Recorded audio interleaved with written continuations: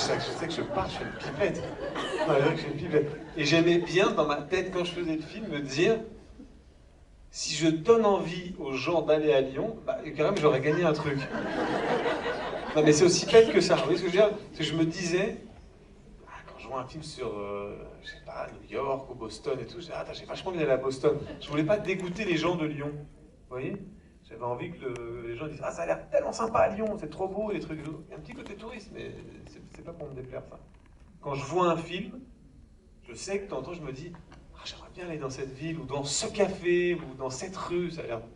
On a l'air de vivre bien des bons moments dans ces endroits-là. Vous voyez? Et j'avais ça chez Claude Sauter. Quand j'avais 12 ans, 13 ans, j'étais chez je vous raconte des trucs super intimes. J'étais chez ma grand-mère, dans l'Aveyron, à Saint-Rome-de-Tarn. Alors que j'habitais Paris, je regardais Un cœur en hiver. Je me disais, putain, c'est trop bien. Il y a une rue extraordinaire avec Emmanuel Béard et Daniel Auteuil qui courent sous la pluie. Je me dis, mais la vie, elle vaut beaucoup plus ça vaut plus le coup dans les films de Sautet que dans la vraie vie. Donc je cherchais tout le temps et je ne sais toujours pas où est cette rue, je suis très content. Et je me dis, elle existe, un jour je la trouverai. Et ça se trouve, c'est l'affreuse rue du 15e arrondissement, là, vous savez. Ah, ouais. Je digresse. Mais donc j'avais envie de Lyon. Voilà, j'y étais allé en tournée avec Isabelle Huppert, on avait joué à Marivaux. Et je sais pas, j'avais envie de cette ville, elle est bien. Elle est belle. Je voulais te faire une petite surprise, on le fait rarement, mais quand je vois que tu as 59 films à ton actif, j'ai pioché un peu dans ta filmographie et je te propose de commenter 8 de tes films, si tu veux bien. Ils vont s'afficher derrière toi. Si on regarde bien. Voilà. Donc, je suis vieux, on commence à le dire. Non, ça fait 20 ans. Donc j'en ai sélectionné 8, c'était dur à choisir. Est-ce que on commence par Ceci est mon corps? Bah, ça, c'est le premier film que j'ai fait quand j'avais 17 ans, avec Jane Birkin. J'étais tout nu, apparemment. Mais j'étais très content parce que c'est très bizarre, il n'y a pas le nom de Mélanie Laurent. Il y avait Mélanie Laurent. Et Jane Birkin m'avait offert un portefeuille Hermès en me disant « c'est le même que Serge ». Et après, elle m'avait dit, deux trucs, là, je m'avais tous les petites anecdotes que je peux pas dire, je lui avais dit, putain, Jane, toi, regarde, j'ai un gros nez, putain, ça me fait chier d'avoir un gros nez. Elle me dit, tu es malade ou quoi? Pas du tout, les petits nez, ça vieillit très mal. Alors que les gros nez, regarde Serge, il avait le gros nez qu'il a bien vieilli. Regarde, Alain Delon, son petit nez, il a mal vieilli. Alors j'ai dit, d'accord. J'ai jamais oublié ce truc. Ceci est mon corps. Les Innocents, Bertolucci. Et ben ça, encore un peu tout nu. Hein. Encore un petit peu tout nu. Non, ça c'était le premier film où à la fin du tournage, carrément, je pleurais. Tellement j'avais aimé le tourner, j'avais trouvé ça incroyable de tourner avec...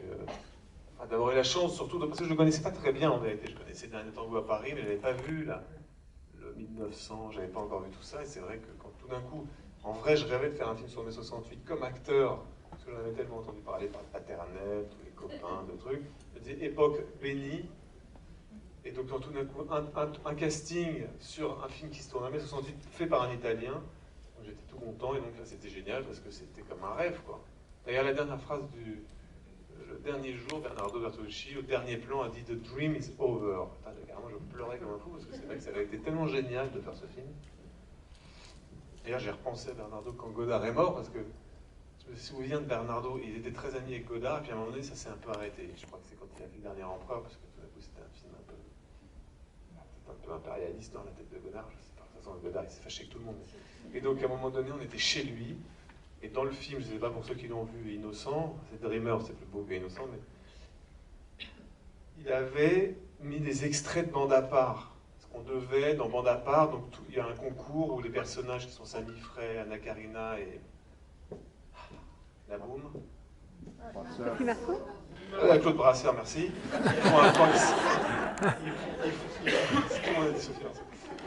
Ils courent et ils essayent de faire le trajet dans le Louvre le plus rapidement possible. Et dans le film de Bertolucci, Dreamers, les trois personnages essayaient de battre le record de bande à part. Donc on nous voit courir dans le Louvre. Et en surimpression, enfin non, en montage, il y a le film de Godard. il a dû demander à Godard l'autorisation. Et un jour, Bernardo, on est allé manger chez lui. Il m'a dit, j'ai reçu un fax de Jean-Luc. Et tu sais ce qu'il m'a répondu? J'ai dit, non, qu'est-ce qu'il t'a répondu? Il a dit, je lui ai demandé ses droits d'auteur, s'il voulait bien me les donner. Il m'a dit, il n'y a pas de droits d'auteur, il n'y a que des devoirs d'auteur. J'ai dit, ah putain, c'est trop fort, Jean-Luc Godard. Il était tellement content de... Voilà. Alors après, attends, on va pas passer toute la nuit. Alors, Les Amants réguliers, ça c'est le film de mon paternel, où il est venu. Voilà, c'est un très beau film que j'aime beaucoup. Donc ça c'était la version Fox par Bertolucci, ça c'est la version Fox, vous savez, la grosse entreprise américaine. Ça c'est la version avec moins d'argent. À tel point que mon père est venu sur le tournage, parce que Bernardo et mon père s'étaient connus autrefois quand ils étaient plus jeunes. Et donc, tout d'un coup, Philippe est venu sur le tournage de Bertolucci. Je l'ai présenté au directeur de production et il a racheté des caisses de costumes à bas coût. J'étais là, attends, s'il te plaît, attends, tu me fous la honte sur le tournage. En fait, il a racheté les costumes. Donc, en fait, ce qui est drôle, c'est que la veste que je porte, je crois bien, la veste que je porte dans Les Amants réguliers, c'est celle qui avait été faite sur mesure pour moi pour le film de Bertolucci. Donc c'était marrant de faire un film fait par un Italien qui est une version plus spectaculaire, ouais, et puis une autre version qui est plus poétique et existentielle sur ce que c'était que mai 68. Les chansons d'amour, moi, ça c'est le film de Christophe qu'on avait fait. Au début, il ne voulait pas me distribuer, il avait pensé à moi pour me distribuer. C'était après Dans Paris, j'avais bien aimé tourner avec Christophe. Je lui ai dit qu'il allait faire une comédie musicale, il m'a dit oui, je lui ai dit bah vas-y, il me dit tu sais pas chanter, je lui ai dit bah vas-y, fais-moi passer des essais. Du coup, j'avais poussé la chansonnette. Et du coup, il m'avait dit, bon, bah, vas-y, viens faire le film. Ça, c'était bien. Après, Saint-Laurent, ça, c'est avec le film avec Gaspard, le pauvre Gaspard qui est mort. Ça, c'est vraiment triste. Quand, même en 10 ans, là, j'avais oublié qu'il était mort. Il est mort. Bon, horrible histoire qui nous a tous mis une espèce de... Pas tout le monde, j'imagine, à vous aussi. Il y avait un côté prince du cinéma, tout d'un coup, ah, incroyable, puis boum, un truc complètement aberrant, quoi, absurde. Non, ça c'était Bertrand Bonello. Il y avait un baiser dans Saint-Laurent, ça c'était un bon souvenir. Où Bonello avait dit bon, voilà les gars, c'est Jacques de Bacher et Saint-Laurent, ils s'aiment, quoi. C'est l'amant fatal, c'est Jacques de Bacher, il a fait tourner la tête à Saint-Laurent, il nous faut un beau baiser, allez-y, quoi. On le fait une prise, ok? Et moi je faisais genre, bon, ok, j'étais super content d'embrasser Gaspard Ulliel avec la langue. C'était super beau, moi, Gaspard. Donc j'y suis allé et c'était un super moment. Parce qu'en plus, il fallait prendre des faux extasies, des faux acides pendant qu'on se roulait des pelles, donc c'était super. Après, Le Redoutable. Là, on retrouve Godard. Là, on retrouve Godard. Ouais, j'ai quand même hésité à le faire parce que je me disais, est-ce que ça va pas être... Mais bon, un truc un peu enfantin. Un truc enfantin, et surtout, il y a une période de la vie de Jean-Luc Godard qui en fait n'est pas non plus la plus célèbre, qui est le moment où il arrête, après La Chinoise, le cinéma dit industriel et qui se met à faire le groupe Dziga Vertov avec Jean-Pierre Gorin. Et je me disais, c'est bien que ça soit Zanavicius, qui soit pas non plus un espèce de fou de Godard ou de complètement à genoux, qui est une position qui peut être des fois aussi très désagréable. J'aime bien quelqu'un qui a un rapport normal et puis il a un sens de l'humour. Je me dis, c'est bien pour raconter cette histoire. Pour les jeunes gens de 15 ans, qui à un moment donné ils vont se dire, ah ouais, incroyable un mec, parce que c'était vraiment une espèce de grande star, Godard à 38, 39, et qui lâche tout. Il dit, non, ça m'intéresse plus, maintenant je vais faire dans les facs, je sais pas, dans une faculté avec Gorin, à faire des films collectifs, quoi. Je trouvais que c'était bien de le faire comme ça. Un bon dialogue.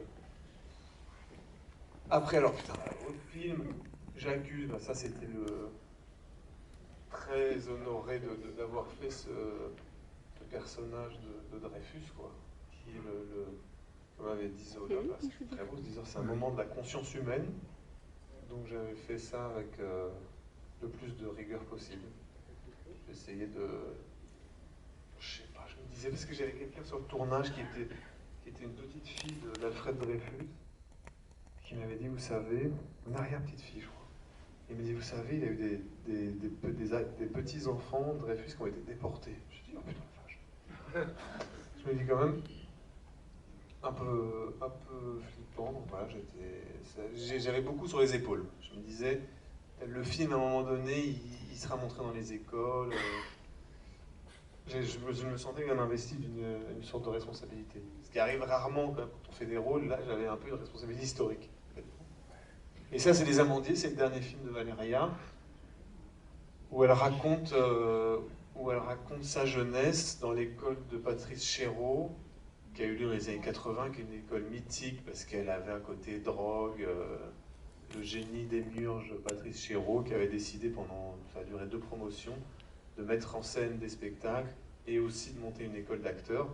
Tout le monde voulait, il y avait tout le monde voulait faire cette école et ils ont été très passionnés, très passionnants. Sauf pour Agnès Jaoui, j'ai entendu à la radio, elle a dit que ça avait été une très mauvaise expérience pour elle, son rapport avec Chéreau. Et tu joues Patrice Chéreau. Et je joue Patrice Chéreau. Et donc, moi, j'avais croisé Patrice Chéreau, qui était à la fois quelqu'un qui me fascinait pour les films. Catherine Lara, d'ailleurs, du film, ça vient de Ceux qui m'aiment prendront le train. C'est outre le fait que c'est une citation, enfin, que c'est une chanson que j'adore. Dans Ceux qui m'aiment prendront le train, il y a tout un petit moment de ballet avec Catherine Lara, avec Nuit Magique. Et donc là, j'ai dit à Valéria, évidemment, je te le fais, Patrice Chéreau, mais je te fais pas une imitation ou un biopic, je te fais une impression de Patrice Chéreau. Parce que pour avoir regardé beaucoup ces séances de travail avec les acteurs, c'était ça qui me plaisait le plus, c'était la manière qu'il avait d'être comme un espèce de coach, quoi, d'acteur derrière, comme il y a un truc de boxeur un peu, qu'il avait, pour donner cette espèce de fièvre aux acteurs. Et elle vient ici mardi 18 octobre. Donc ça sera prochainement en vente, dépêchez-vous, ça sera très vite plein, je pense. Elle viendra avec une partie des acteurs, on ne sait pas encore lesquels, donc n'hésitez pas, venez, ça va être un bon moment. Dernière question peut-être, avant qu'on lâche tout.